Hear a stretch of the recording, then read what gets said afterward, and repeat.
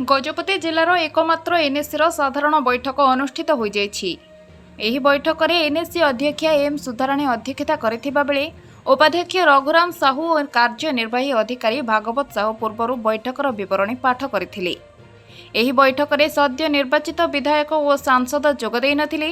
Kashinagar युव BJD नेता करिकानाथ तेजेश्वर राव विधायक प्रतिनिधि भाव जोगदेइथिबा बेले एजाए सांसद थरे हेले जोगदेई नाहंती कि प्रतिनिधि मध्य देई नाहंती।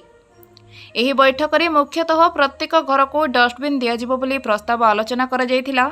जदि कौनसी उपभोक्ता बाहर आवर्जना पकाइले 200 टंका जोरिमाना पकाजिबो बोली गृहीत होईछि।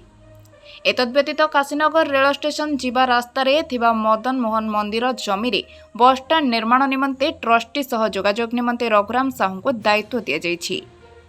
काशीनगर पुराना पुलिस थाना जगार नुआ कार्यालय निर्माण पाई काउंसिल बैठक में प्रस्ताव मध्य होईछि। एही बैठक में समस्त काउंसिलर जोगदेई आय व्यय संपर्क में आलोचना करथिले।